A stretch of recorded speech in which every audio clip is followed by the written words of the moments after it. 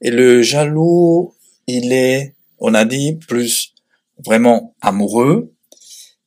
La jalousie, on la met en lien avec un amour très, où le sujet demande une union très forte, un, une relation fusionnelle très poussée, et donc avec beaucoup évidemment des désirs de possession.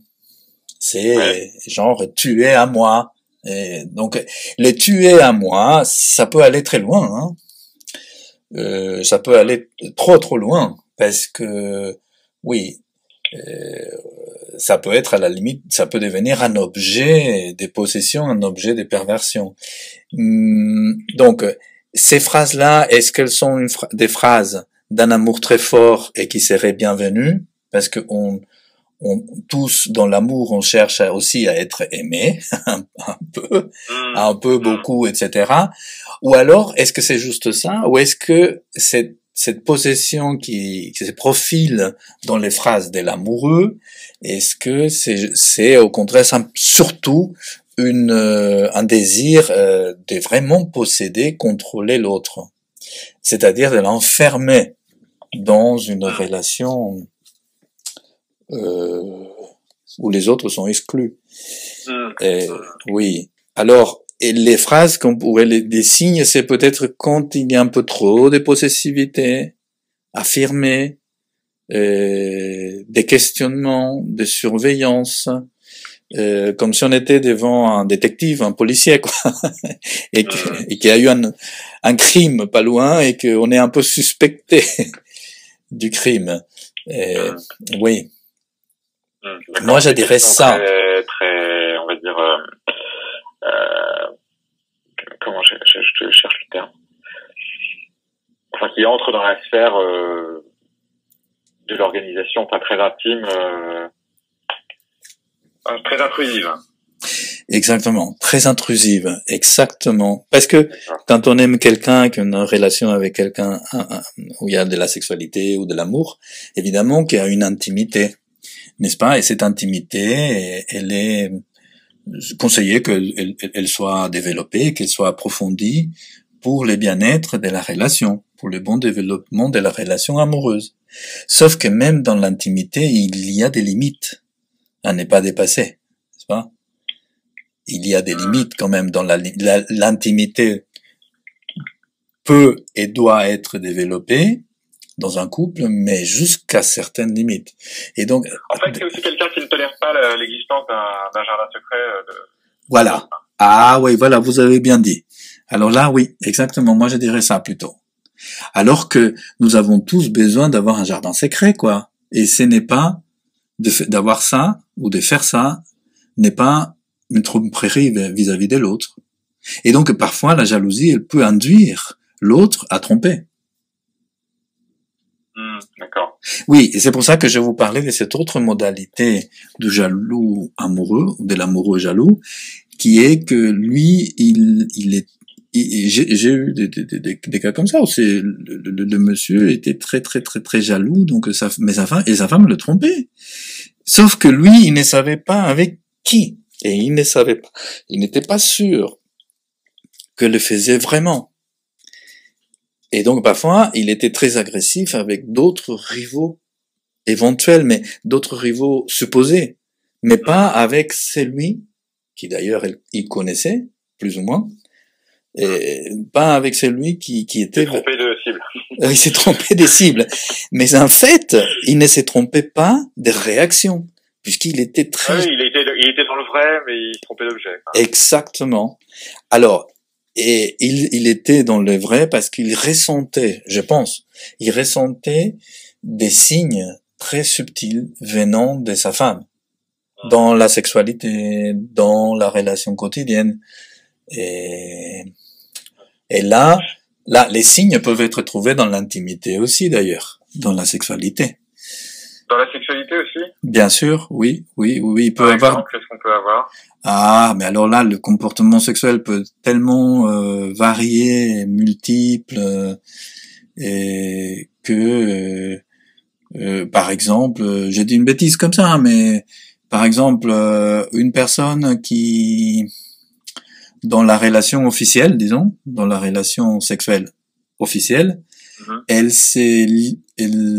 exclut de cette relation officielle des actes qu'elle ne commet que avec la relation clandestine, disons. Mais ça, on peut pas le savoir.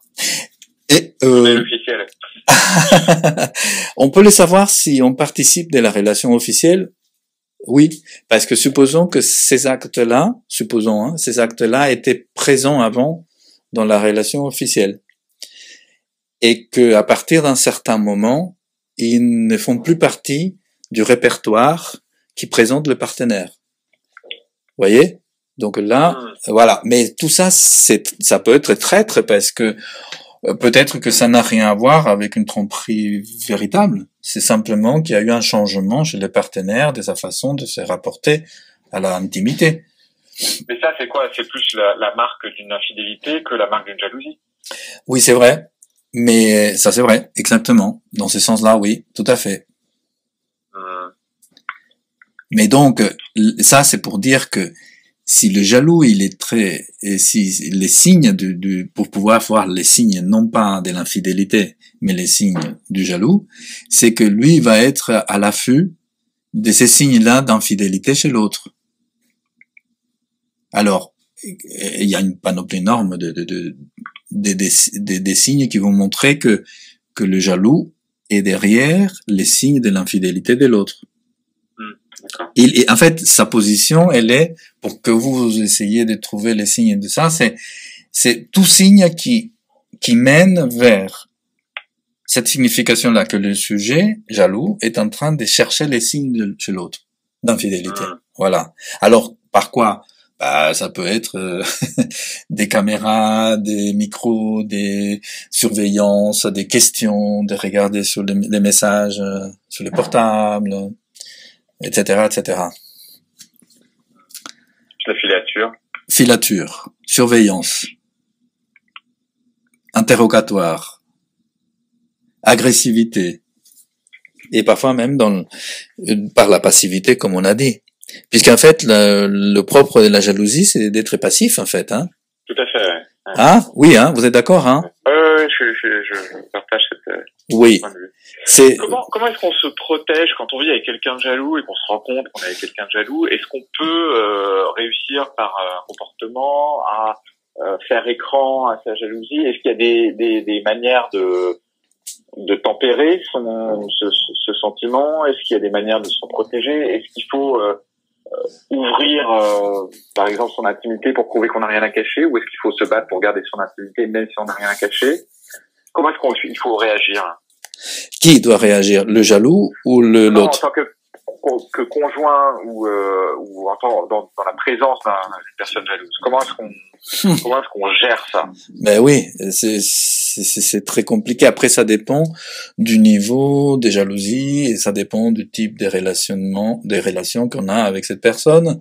On va dire dans une jalousie amoureuse, je dirais qu'on découvre, c'est un peu début de relation, on va dire première année, quoi. Enfin, c'est quand la relation naît et qu'on découvre que l'autre est jaloux. Est-ce qu'il y a quelque chose qu'on peut faire pour empêcher cette jalousie de prospérer ou pas? Il faut savoir s'il s'agit d'une jalousie qui est factuelle, comment je veux dire, en lien avec passagère, c'est-à-dire en lien avec des actes, des situations actuelles de la nouvelle relation, ou si c'est la résultante de toute une série de relations précédentes où la personne, elle a été un peu échaudée, elle a été un peu malmenée par une série d'infidélités, etc. Mais en fait, moi je dirais que pour pouvoir... En fait, c'est très simple, hein, la question de comment dépasser la jalousie, c'est que il faut que l'un ou l'autre renonce à ça. Déjà, les jaloux, il faut qu'ils renoncent à ça, ils renoncent à ou alors que l'autre lui permette de renoncer. Alors comment? Si on part de l'hypothèse que c'est une relation amoureuse trop passionnelle, il faudrait donc diminuer, sortir de cette relation passionnelle, sortir de cette sortir des éléments de plaisir, des disputes, des réconciliations. Vous voyez, parfois, on peut chercher à avoir une dispute pour le plaisir de la réconciliation, qui peut être très fort. Ça, c'est, alors, dans la jalousie, il peut avoir ça, c'est ces désirs d'être aimé tellement fort parce qu'en fait, la jalousie, ça demande quoi? Une présence continue et totale de l'autre. Et ça, c'est pas possible, quoi. Il faut pas accepter ça. Après. Oui. Ouais. Mais du coup, comment est-ce que imaginons que moi je suis à quelqu'un de jaloux, est-ce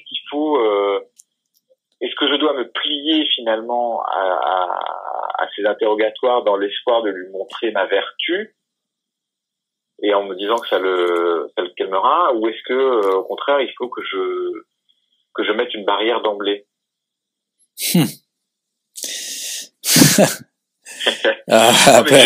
C'est tellement général, c'est parce que ça dépend de chaque situation, ça dépend des personnes qui sont en jeu, des personnalités en jeu, ça dépend des personnalités à ces moments-là de leur vie, et ça dépend de tout un tas. Admettons dans ce cas-là, je vais procéder autrement. Oui. J'ai deux questions. La première question, c'est à partir de quel moment, quels sont les marqueurs qui montrent que la jalousie est devenue pathologique? Oui. Et dans un second temps, on admet que la jalousie est pathologique, et comment est-ce qu'on s'en protège dans le comportement? Oui, mais nous avons dit hier que il y a au moins 2 marqueurs qui sont forts. Sauf que le premier n'est pas suffisant, mais le premier, ça pourrait être suffisant. Le premier marqueur, c'est qu'il y ait une véritable relation de rivalité. Ça, c'est pour la jalousie normale, qu'il y ait un véritable elle est pas pathologique. Elle n'est pas pathologique. Et le deuxième marqueur, c'est que ça n'envahisse pas la vie du sujet. Et donc à ces moments-là, oui, on peut être jaloux parce qu'à un moment donné, il y a eu un petit risque et on veut protéger, on peut avoir du zèle pour protéger l'amour qu'on a pour cette personne. Donc à l'inverse, pour la jalousie pathologique, le marqueur serait qu'il y ait ou qu'il n'y ait pas le premier marqueur, c'est-à-dire s'il n'y a pas de relation de rivalité, là c'est vraiment très compliqué parce que ça veut dire que le sujet... Par exemple, je suis jaloux des ex, quoi. Enfin, oui, quelqu'un qui est jaloux des ex. C'est ça. Et donc là, la partenaire n'a pas commis une relation d'infidélité, mais comme on a cette jalousie rétrospective, on est jaloux des ex, du coup, on va lui faire la vie impossible, mais il n'y a pas une situation véritable, actuelle, qui justifie ça. C'est l'historique, tout simplement, du sujet qui va justifier psychologiquement. Donc là, c'est un marqueur de pathologie. Le deuxième marqueur, c'est que ça va envahir la vie du sujet. Voilà ces 2 marqueurs-là. Mais il se trouve que c'est très relatif parce que parfois, ça peut coïncider avec une véritable relation dans la réalité. J'entends bien. Après, on est obligé de... Donc finalement, on arrive au point où le marqueur principal n'est pas tellement celui qu'il y ait ou pas une relation véritable de rivalité ou d'infidélité, mais que la jalousie, que ce soit ça ou pas, elle commence à envahir la vie du sujet. Le sujet vit en fonction de ça. D'accord. Voilà. Donc là, on est dans la jalousie pathologique. Par exemple, je suis avec quelqu'un qui décide que tous mes ex sont désirables. Enfin, je sais pas exactement quel est le terme, mais sont en gros sont non souhaités. Enfin, sont encore présents alors qu'ils n'existent plus. Donc là, je suis face à quelqu'un qui est dans une jalousie pathologique. D'accord. Oui. Donc à partir de ce moment-là, comment est-ce qu'on s'en protège? Le bon sens serait de dire je sors de cette relation, mais oui, parce que l'une des meilleures solutions, ce serait ne plus aimer, parce que pour certains, le fait de ne plus, parfois le fait d'aimer, c'est compliqué. C'est à ces moments-là que la jalousie peut commencer à exister. Et d'ailleurs comme condition de la naissance de l'amour aussi.